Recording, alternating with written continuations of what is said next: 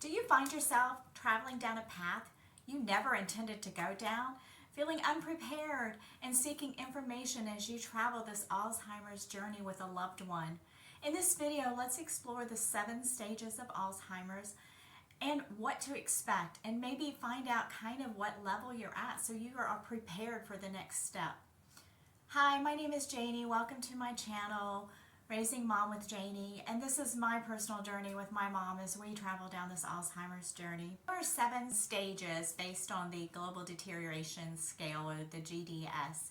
The first 3 are actually considered pre-dementia, definitely pre-Alzheimer's, which Alzheimer's is a specific form of dementia. Stages 1 and 2 feels just like normal aging. You start forgetting things here or there. Where did I leave my keys? What's that person's name?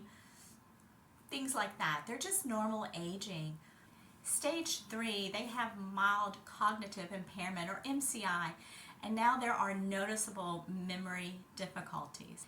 They'll start repeating the questions over and over in a conversation. My brother would call to talk with my mom, and she would ask him the same question over and over, or she would tell him the same story over and over, and it would just drive him bonkers. But at that point, we were attributing it to just her vitamin B12 deficiency. They're still able to drive, they're still able to pay their bills, to go grocery shopping on their own, they're still getting dressed.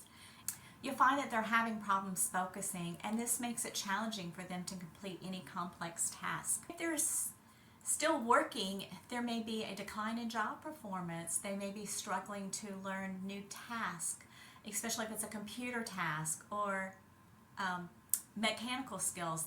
They also start having problems with reading and comprehending and remembering the characters in a book. So my mom, she stopped reading. She was an avid reader. She would read a couple books a day with no problem, and she stopped reading because she could not remember the characters from chapter 1 to chapter 2. She could remember the storyline. And when she stopped reading, I just thought that was because her eyesight was very poor because she has bad cataracts. She also couldn't keep up with the characters in a TV show, or when we'd go to the movies, my sister and I, we would go to the movies, we'd get a big box of popcorn to munch out, and she'd have her frozen Coke, and through the entire movie, she would say, "Who is that? Why are they there? What's happening? Oh my gosh, what is that? What's going on?" To the annoyance of everybody around us, and she stopped going because she became aware that this was not normal. So they also are aware that this is not normal, and yet they don't want to admit that there's something wrong.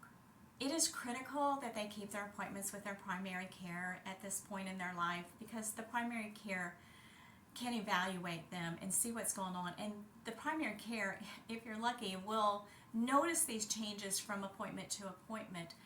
And here's a key component to taking them, or if you go with them, is don't answer the questions for them. Let them answer. My mom would get mad when I would take her to the primary care because she wanted me to answer the questions, because she knew she wasn't able to, but she did not want that diagnosis, and she did not want them to know that she couldn't. Stage 4, they have moderate cognitive decline with mild dementia. There is damage to the brain at this point, and if there's an MRI done, which if you take them to a neurologist, that's one of the first things they're going to do, is they're going to want to do an MRI to see what's going on in the brain. And there are specific areas that they look for to see if they're starting to shrink, and that is an indicator that they are going into Alzheimer's disease, as opposed to just staying in the dementia and holding level. You'll start noticing that they're having difficulties with their activities of daily life, such as getting dressed or dressing appropriately for the weather, putting the attire on correctly. They'll start having problems with cooking. My mother had this range in her house for like 12 years, and she always kept burner covers on her electric stove, and she started turning on the wrong burners because she couldn't figure out the buttons on the stove that she had used for over 10 years. I cannot tell you how many burner covers we went through before she finally started taking all of them off when she would try to cook something so she didn't fry another cover. It's at this point you may notice that they're having problems paying bills, writing the checks. They may do the laundry, the same load over and over again without realizing it. tasks that were very familiar for them and normal, they struggled to do. Driving, they're still able to drive, but they may be getting lost or going to the wrong locations or forgetting where they're going. They're still doing their grocery shopping, but it's now an all-day event instead of like, I'm going to zip there and back. It takes them a lot longer to get there. My mother was a volunteer at the school at this point. They changed the system to get through the doors for security purposes, and you had to log into a computer. Not only tap your badge to get in the door, but then you had to log in to show that you were there so they knew who was in the building. And she could not remember the steps to logging in, even when it was written down in front of her, because she couldn't comprehend what she was reading. She also was having problems with staying on point, completing tasks there that she used to do without thinking anything about. Confusion will be a little stronger at this point. I know my mom would come to my house, and I live in a one-story ranch. I literally 5 steps from the hall bathroom to the living room, it's just kind of a diagonal, and she would get lost coming from the bathroom. She could not find her way back into the living room in the main part of my house. At that point, I had a wonderful lab Great Dane, who was the most gentle dog on the face of the earth, who absolutely adored my mom, and she would literally lead my mom back. And it was very perplexing for me that she couldn't find her way. And I would say, Mom, you've been in this house 1,000 times. How can you not find your way back into the living room? And again, still, not only was she living in the world of denial, I was also living in that world of denial. As their brain starts to change, it starts affecting their personality, their characteristics, their behavior. You'll start to see those changes in them. They'll become paranoid. They'll start to hide things because of their paranoia. They'll start putting things away to keep in a safe place, and then nobody knows where they're at. You'll hear questions like, why do you want to know about my checking account? Why do you want to know about my bills? Are you trying to take my money? Have you spent all my money? Have you done this? Have you done this? Why are you asking me that? Why do you want to go to the doctor with me? What do you want to tell them? They may start to exhibit signs of sundowners. And for me, sundowners, what I believed was sundowners is when the sun went down, that their moods would change a little bit. They would get a little more weepy, maybe a little depressed acting, but it's good. We're going to get through that. And that is not always the case. First of all, my mother hit sundowners in the middle of the afternoon, and she did all of those things. But she also had this strong drive to escape. I'm not sure what she was trying to escape, except maybe herself, because she didn't want to be in this land of confusion. But she would leave the house and wander around, or in my aunt's case, she would try to drive off. My aunt never drove. She rarely drove, and all of a sudden she's driving my uncle's big truck going to who knows where. My cousins had to disable the vehicles so she could not take the key and drive and just get lost. If they're still driving, they may forget where they're going or why they're there. My mother called me laughing one night because she had driven to go pick up dinner for herself and my sister. And she pulled up to the drive-thru and she asked for a Zaxby salad and a Zaxby snack pack. And the kind person responded, "Ma'am, you're at Chick-fil-A. If you have ever been at Chick-fil-A, you know that once you're in that drive-thru, it has this really high berm. You cannot get out. You are now stuck with everybody else in the drive-thru until you get to the window and out." And when she got to the window, she of course profusely apologized, and then she said, "Can you tell me where Zaxby's at?" And the lady luckily just said, "It's right over there, ma'am." And my mom completed her task eventually, but it was a 2-hour event for something that was literally 30 minutes away, round trip. They are aware that there are changes going on, and they will start to show symptoms of being worried and stressed and frustrated, become very defensive about their behaviors. If you question them about it, like, "Mom, why are you doing that? What's going on? Are you just having a bad day?" And then they become very creative in their answers to cover up what they know is not right. They may become compulsive about things, or obsessive compulsive. Like that OCD just totally kicks in. So there's like the hand wringing. My mother would sit and wring her hands because she was worried, or she'll start counting. Everything she would count. She still does that. She still wrings her hands when she's stressed. She still counts. I mean, some days she has up to, 50 fingers. She just counts. I have learned to get interactive toys where she can just count them out, because that's what she does and she can remember to do that. So she'll just move the blocks from one side to the other, and I'll tell her to count and tell me how many are there, and she really enjoys that. These moments only last about 15 minutes before her brain is too tired to continue. They are functioning at the level of a 10 to 12-year-old. 12-year-old male in particular, because that's kind of where their humor goes. Remember when your preteen son got that perverted sense of humor? That's kind of where they are. And so when you're in social settings, inappropriate things may start to come out. Stage 5, they have moderately severe cognitive decline with moderate dementia. It is no longer safe for them to live independently at this stage. You'll see deficits with their activities of daily life. So they'll no longer be able to pick out their own clothing or pick it out appropriately. They may be picking out winter clothing for summer weather, or they may be putting it on an incorrect sequence, or putting it in the wrong way. So for instance, my mom, I would walk in sometimes and she would be wearing her sweatshirt as a pair of pants. They're not able to pay their bills. They can't write the checks. Or they're mailing them, they're writing their checks and they're not dating it. They're not signing it, or they're mailing them to the wrong place. They're swapping them in the envelopes. They're not able to grocery shop on their own because it's just too confusing for them. They're not able to make appointments or go to appointments to the doctors to get their hair done, to get their nails done, whatever that they normally do. Those things become so challenging and they stop doing them. They no longer attend social events because it's just too overwhelming for them, or they're so socially awkward and they are aware that they're not performing and they can't remember people's names and places and things that they should know, so they don't want people to be aware that they're struggling, so they just stop going to these things. You may realize that they're not bathing on a regular basis, and when you ask them, ooh, when did you have a bath last? This morning. And you can tell by the smell, that is not true. That is not true. They're wearing the same clothes for days in a row.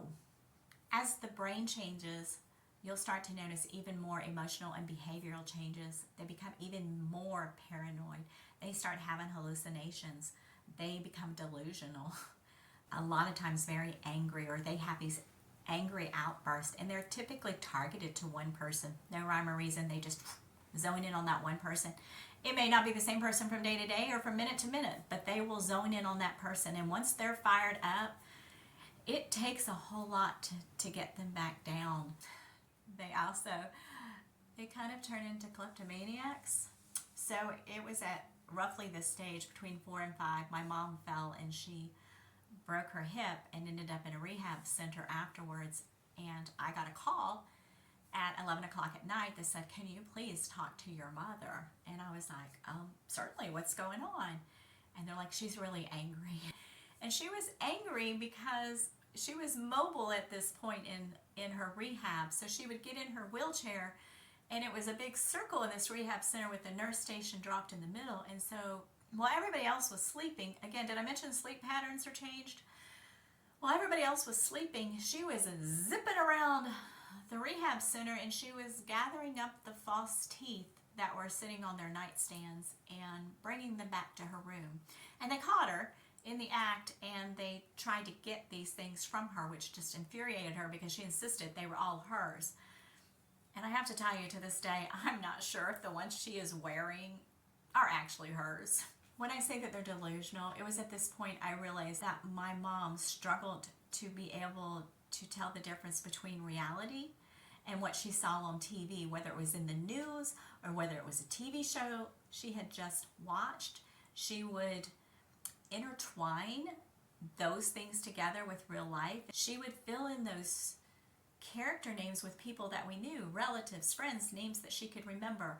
She would tell these crazy, elaborate stories that sounded so real because she was remembering the storyline from TV. But if you started questioning her about them, like, they had that where? Like, I didn't think that was big enough to hold 60 people. Oh, it was. That's when you know you have to limit what they watch, because life became truly confusing. They are functioning pretty much at the level of a 5 to 7-year-old, which means you have to guide them with pretty much everything that they do. Stage 6 is broken down into 5 different categories, A through E. However, it's just basically a decline of each thing that they're able to do. And at this point, they have severe cognitive decline with moderately severe dementia. Their basic activities of daily life have been compromised. They will need help picking out the proper attire. They will need help getting dressed. They will need help with bathing because they're unable to get in and out of the shower on their own. They will need help with brushing their hair, or at least guidance telling them to brush their hair. They're going to need help brushing their teeth. Brushing their teeth, I have found, has been one of the more complex things to get them to do. This motion of up and down and back and forth. That's one that my mom struggles with a lot. They are unable to manage toiletry on their own. You'll have to assist them with that. If they've not exhibited signs of incontinence prior to this, you'll start seeing those. If they are still living at home with you, my recommendation is that you dedicate a specific place for them to sit in so that you can always keep it covered in case there's an accident, because also they don't want to believe that they have this problem, so sometimes they will fight you and not want to wear a Depends. They are unable to manage toiletry on their own. You'll have to assist them with that. They start to have problems with communication. It becomes frustrating as the person trying to guide them, as well as frustrating to them as they're trying to comprehend what you're telling them. So you may see more frequent outbursts of anger because of this. In my mom's case, you have to ask her if she wants to do something. Hey, you want to go to the restroom? Do you want to go get changed? It has to be her choice. And sometimes they're slow in responding, but if you allow them to have that little bit of power, that little bit of control, then they will work with you. If you tell her, all right, let's go. You're dirty. You got to go get a bath. Oh no, that's not happening. Every wall goes up. They become defensive. They fight you every inch of the way. It's very challenging if you approach it in that manner. They are now functioning at the level of a 2 to 4-year-old, a toddler. My friend whose mother went through Alzheimer's, she refers to this stage as Baby Huey. So if you've ever watched that cartoon, Baby Huey, that's kind of where you're at. They have the mentality of a toddler where you have to literally guide them to do everything, but they are the size of an adult and they have the free will of an adult, and they have defensiveness that a toddler doesn't have. And sometimes getting them dressed or getting them to cooperate is indeed much like fighting with a toddler. At stage 7, they have very severe cognitive decline.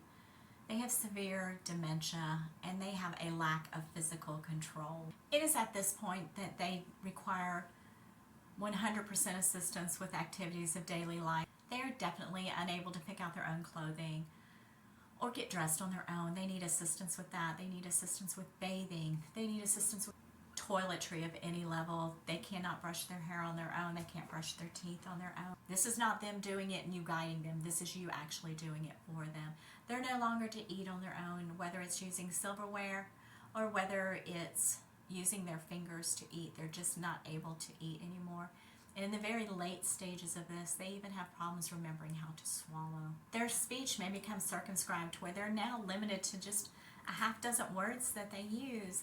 And sometimes those words don't even make sense to you. Eventually, they may go down to just one word, or they're completely nonverbal. I think sometimes they still understand what you're saying. You can guide them, you can help them, and they'll do the things for you, but they just can't respond verbally to what you're asking them. They'll need assistance with getting out of bed, getting off the couch, getting out of the chair, with walking. If they're still able to walk, as the brain changes, the muscles start to break down, and so they often become wheelchair bound, and so you'll have to help them get in and out of the wheelchair. In the very late stages, you may see them unable to hold up their head. So if they're still mobile, they're walking around like this with their head down and bumping into everything, and at that point they absolutely need to have a rollator with them, but a lot of times they don't remember they need those things. And so in this late stage, if they are still mobile, their fall risk increases tremendously, because They absolutely don't remember that their legs won't hold them up. They don't remember to use their rollator or sit in the wheelchair and roll themselves around. As I've been with my mom in her facility and in this very final stage, I've watched others go through it. They call it the transition phase, which is the very end of stage 7. And at this stage, you'll start to notice some severe characteristic changes happening, outbursts, just random things happening. A lot more hallucinations are at this point. They'll also start to sleep more often. When you start noticing this pattern, and you can talk with the nurse if you're at a facility or if you're with hospice, they'll give you a heads up. This is probably the final stage, and it is at this point that if you have friends or family that want to see them, that's when they need to come. So they did not always make it to that transition phase when they're in level 7 because you may hear, oh, they died of complications from Alzheimer's or dementia. And what they're saying is when they get to that final stage, they may stop, as I mentioned earlier, they're having a problem swallowing, so then they stop drinking and they stop eating. They also become more immobile, so they're laying in bed all the time, and that sets them up for infection. And so these are the things that will complicate them and shut down their system. These are things that I and friends and family members who have gone through this, we discuss, like, oh, what can we do? How can we help them? Things that my mom really likes are textures, and she likes the changes in textures. She loves anything that is soft. The softer the better, whether it's a stuffed animal or it's a blanket. But keep in mind, it has to be lightweight. So that's the other thing with them is they lose their muscle tone. Everything feels heavy. They can't hold that. That's too heavy. It can be the lightest thing on the face of the earth, but to them it's heavy. So did I mention they become kleptomaniacs? I think I mentioned that. So my mother likes to hide things in her bra, which I totally blame on my grandmother, because when my mom was young, her mother would tell her to stick a nickel in that bra. That way if she ever ran into problems, she could phone home and they would come and get her. So to this day, everything I hand to my mom goes into her bra. I call it treasure chest. Recently, she was complaining that her breast hurt. One in particular, I was helping her get ready for bed when she pointed this out. I was like, well, tell me where it hurts. Show me. So she points to her breast, and as she's touching it, she's like, ow, ow, ow. And I said, all right, let me see what's going on, thinking that there's probably a big whopping bruise there that she's hitting. But no, it was a fork. Yes, you heard me correctly, a fork jabbing her, because she's moved on from stuffed animals going into her bra to silverware and napkins from the dining room.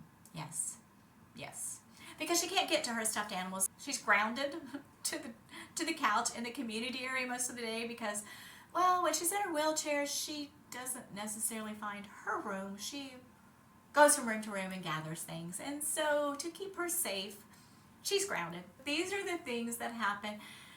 And I know I'm making light of this and I'm making fun of this, but honestly, the only way to get through this is with humor and just love the person that they are. And you have to meet them where they are, not where you want them to be.